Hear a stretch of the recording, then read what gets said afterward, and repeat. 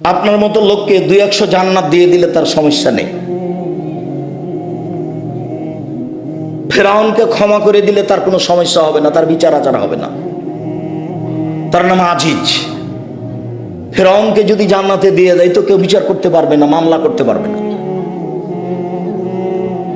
সারা পৃথিবীর সব মানুষকে যদি জাহান্নামে দিয়ে দেন তো কেউ তার বিরুদ্ধে বিচার করতে পারবে না। তিনি সর্বশক্তিমান, সবকিছু করতে পারেন।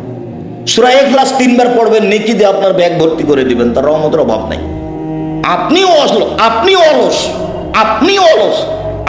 অলস, আপনার মন মানসিকতা খারাপ, আপনার নীতি খারাপ, আপনার অভ্যাস খারাপ, আপনার চরিত্র খারাপ, যার কারণে আপনি পড়তে পারেন। কেন আপনি পড়তে পারেন না? কেন আপনি দোকানে বসে আড্ডা পিটবেন? যেখানে ল্যাংটা মেয়ে নাচে সেখানে আপনি বসে থাকেন কোন স্বভাবে? মাথায় টুপি আছে, খারাপ লাগে না কেন? আপনার একটা আত্মমর্যাদা থাকা দরকার। আপনার বউ কি করে বাজারে যায়, আপনার বউ কি করে ছোট ব্লাউজ করে রাস্তাঘাটে ঘুরে, আপনার একটা আত্মমর্যাদা থাকা দরকার। আপনি আত্মমর্যাদা বুঝেন না কাকে বলে?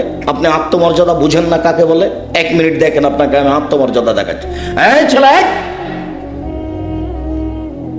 কথা বলছো কেন? কারো গায়ে হাত দিয়ে থাকবে না, এমন ভাবে বসে থাকবা পাখি যেন মনে করে তুমি পাথর।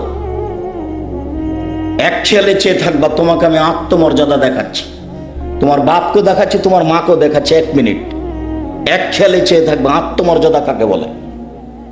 তোমার মা ছোট ব্লাউজ পরে এখানে এসেছে, তার মানে তোমার বাপ কাপুরুষ, তোমার বাপ ঘৃণিত পুরুষ, তোমার বাপের পুরুষত্ব নেই, যার কারণে তোমার মা এখানে এসেছে।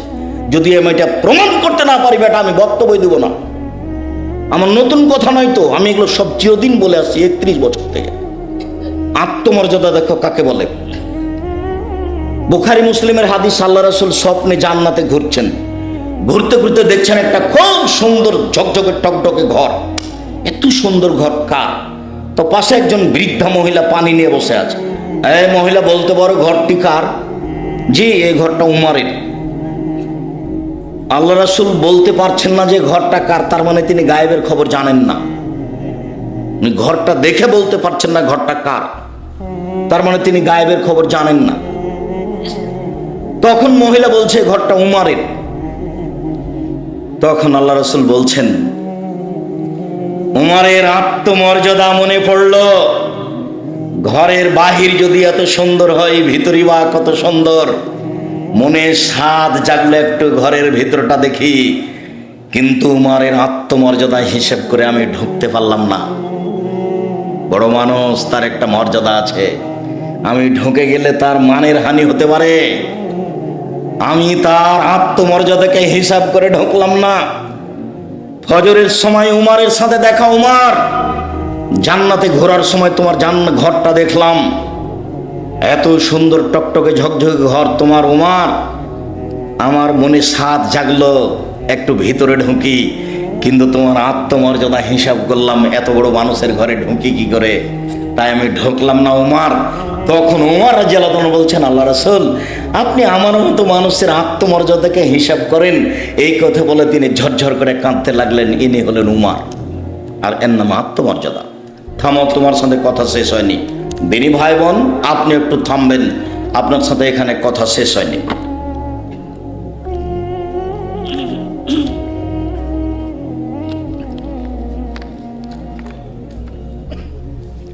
আবু বকর সিদ্দিক রাদিয়াল্লাহু তাআলা আনহার মেয়ে হচ্ছেন আসমা, আর আসমার স্বামী হচ্ছে জুবাইর, গরিব মানুষ। তো আল্লাহ রাসূল তার স্বামীকে একটা জমি জায়গির স্বরূপ খেতে দিয়েছিলেন। সেই জমিতে ছিল খেজুর গাছ। তো আসমা সেই জমিতে যেতেন, খেজুরের বোঝা আটি মাথায় করে নিয়ে আসতেন বাড়িতে। তো একদিন আল্লাহ রাসূল রাস্তায় হেঁটে চলে আসছেন, দেখছেন আসমা একটা খেজুরের আটি বোঝা মাথায় করে আছে। তো আল্লাহ রাসূল বললেন যে, আসমা তুমি আসো, উঠে চলে আসো, উঠে এসে উঠো পিছনে। তখন আসমা বলছেন যে, আমি আমার স্বামী জুবাইরের আত্মমর্যাদাকে হিসাব করলাম না, আমি আর একজন পুরুষের উটের পিছনে উঠবো। জুবাইরের একটা আত্মমর্যাদা আছে, ও পুরুষ মানুষ, সেটাও কেমন মনে করবে। আমি লজ্জা করলাম। তো আর আল্লাহ রাসূল আমাকে কিছু বললেন না, চলে গেলেন। আমি যখন বাড়িতে আসলাম তখন আমি বললাম, জুবাইর আমাকে বলছেন, আসমা রাসূলের পিছনে উঠে গেলে আমার আত্মমর্যাদাতে যত বাধা সৃষ্টি হতো, যত আমাকে খারাপ লাগতো, তুমি খেজুরের আঁটি বোঝা মাথায় করে নিয়ে চলে আসছো, এতে আমার আত্মমর্যাদাতে বেশি লাগছে। এটা আমার কাছে বেশি কঠিন যে তুমি একটা বোঝা মাথায় করে নিয়ে চলে আসছো, এটা তুমি আমার বউ, এরপরও আমার আত্মমর্যাদাতে বাধা। হ্যাঁ বেটা বলো, তোমার মা এখানে ছোট ব্লাউজ পরে বসে আছে, তোমার বাপের আত্মমর্যাদায় বাঁধে না? বলো তুমি। তোমার বোন এখানে নগ্ন পোশাক এসে বসে আছে, শীতের দিন, ক্লাস 10-এ পড়ে, তাই তোমার বোন মাস্টার ডিগ্রি পাস করেছে, এখানে নগ্ন হয়ে এসে বসে গল্প করছে, আব্দুর রাজ্জাককে ভালোবাসে। এইসব ভালোবাসার কোনো দাম নাই। বলো বেটা, আত্মমর্যাদা কাকে বলে? কই, আমরা তো হাটে বাজারে যাই না, আমাদের বাসা থেকে হাটে বাজারে যাওয়া লাগে না, চলছে তো আমাদের, আমরা তো বেঁচে আছি। আমি কোনোদিন চায়ের স্টলেই বসিনি, 97 সাল থেকে নদাপাড়াতে আছি। চায়ের স্টলের লোকটা জানে আমাকে, কিন্তু লোকটা কোনোদিন আমাকে তো স্টলে দেখেনি। একটা আত্মমর্যাদা আছে। তোমার বাপের একটা আত্মমর্যাদা থাকতে হবে, তোমার মায়ের একটা আত্মমর্যাদা থাকতে হবে। তোমার বাপও হাজি, তোমার দাদাও হাজি, তোমার নানাও হাজি, অথচ তোমার মা ভোটে দাঁড়িয়ে বলছে অমুকের চরিত্র ফুলের মতো পবিত্র। একটা ফালতু মানুষকে বলছে আসেন ভাই চা খেয়ে যান, আসেন ভাই চা খেয়ে যান। তোমার মা বলছে এই কথা। তোমার মা নিচে নামতে নামতে একবারে কত নিচে নেমে গেছে, পায়খানার চেয়ে খারাপ হয়ে গেছে। বলে দিও তোমার মাকে আব্দুর রাজ্জাক বিন ইউসুফের কথা বলে গেছে। আমার আসে যায় না, জামালপুরে বক্তব্য দিতে হবে, এটা আমি জিম্মেদারি নিনি। যদি আমি আমার কথার সত্যায়ন না করতে পারি, আমি জাতির সামনে কথা বলবো না। এটা আজকে আমার নতুন কথা নয়। সম্মানিত দিনী ভাই বোন, আপনাকে আমি খাটো করতে আসেনি, আপনাকে আমি অনেক ভালোবাসি। সম্মানিত দিনী ভাই বোন, আপনাকে আমি খাটো করতে আসিনি, আপনাকে আমি অনেক ভালোবাসি। আমি আপনার অনেক কাছের মানুষ, আমি আপনার দিনী ভাই। এই কথা বলে আপনাকে আমি পরকালমুখী করতে চেয়েছি। এই দুনিয়ার 5 পয়সা দাম নাই। কালকে ছিল 40 বছর বয়স, আজকে দেখছেন 60 বছর বয়স। কখন যে বয়স পার হয়ে গেল, দেখতে দেখতে দাড়ি পেকে গেল, তার মানে কয়দিন পরে কবর। তাহলে কি করলাম জীবনে, কি করেছি? জবাব দেওয়ার জন্য প্রস্তুত থাকতে হবে, কোনো পথ নাই। আর পরিস্থিতি এত কঠিন, পরিস্থিতি এত জটিল, আপনাকে আমি কি দিয়ে বুঝাই? পরিস্থিতি কত জটিল, পরিস্থিতি কত কঠিন। বিবেক বুদ্ধি থাকবে না। বিচার যখন শুরু করবেন তখন তিনি বলবেন আল ইয়াউমা লা তামলিকু নাফসুন লিনাফসিন শাইআন ওয়াল আমরু ইয়াউমাইযিন লিল্লাহ।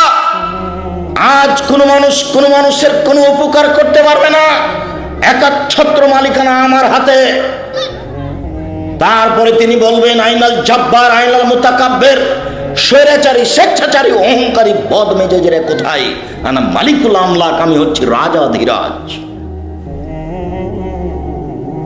আপনার সামনে যখন কথোপকথন শুরু হবে তখন কোনো দোভাষী থাকবে না, মধ্যে কোনো অন্তরাল থাকবে না। লাইসা বাইনাহু ওয়া বাইনাহু অন্তরাল।